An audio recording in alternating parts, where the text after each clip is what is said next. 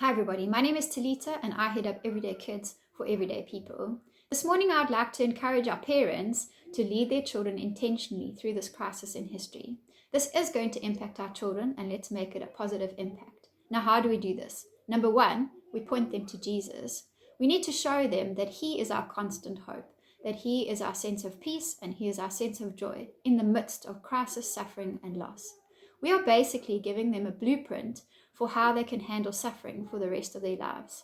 Number two, let's protect them. There's so much information out there and the kids are hearing it too. Let's protect them from that information, but not completely exclude them from the information. They need age-appropriate information that they can process and they can understand. Let's also protect them from our conversations. Remember, they are listening. Number three, let's make them feel safe. We need to remember that their lives have also been turned upside down. They have their own stresses and their own challenges that they are facing because of this, and we need to acknowledge that and help them to process all of those emotions and feelings. One of the best ways of helping children to feel safe is by creating routine. Get your children involved in creating a daily routine so that there are boundaries, so that they know what is expected of them and that they can feel safe. Number four, let's create some healthy habits.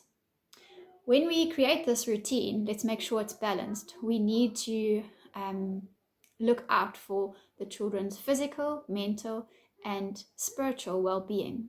So physical activity, get them to play, get them to run around and to do exercise. This will help them to manage their stress levels, to get rid of energy, and also to keep them healthy. Mentally, I'm sure your teachers have sent home lots of homework to do. Help them to set time aside to do that daily, but that mustn't be the only focus of the day. Also get them to read and to write and to stimulate their minds. During this lockdown period, we have an awesome opportunity to create some spiritual habits as well that we can hopefully carry on with when everything goes back to normal. So maybe have a devotional time with your kids every day and get them involved in prayer. Now, to help you with those devotions, you can go and look on YouTube for the following channels. There's Saddleback Kids, that is for the younger ones, probably up until grade R, grade 1. Then there's Pursue God Kids for grade 2 to grade 5. And then there's the Bible Project, which is great from about grade 5 all the way into your teenage years.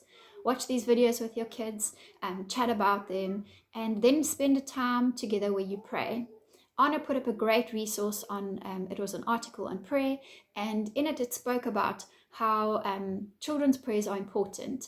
And by including them in prayer, you're giving them a way to make a positive change to our world and to feel like they're contributing on a grander scheme, a grander platform. Number 5, give room for emotions. Children process their emotions through play, so make sure they have plenty of time to play. Little kids, Play-Doh is really great, where they get to manipulate things with their hands. If you've got kinetic sand, or just playing in the dirt outside, getting messy. Older children, let them be creative, let them come up with their own games, get involved in those games, have a Nerf gun war, have a dance battle, do all creative things like that with your children. They would really appreciate that. Laughter is also a great way to relieve stress and to just fill our buckets. And then lastly, give your kids time to talk. Chat to them just before they go to bed, ask them questions, get them to tell you, what they're thinking about, and pray with them, and also get them to think about what they're grateful for, just so that they can also look outward and see what they do have, even though so many things have been cut short. Taryn Williams has a blog called The Dad Dude, and a great resource there is conversation starters around the meal table. I would suggest that you go and you look for those, and then you pull them out when you're having a meal together.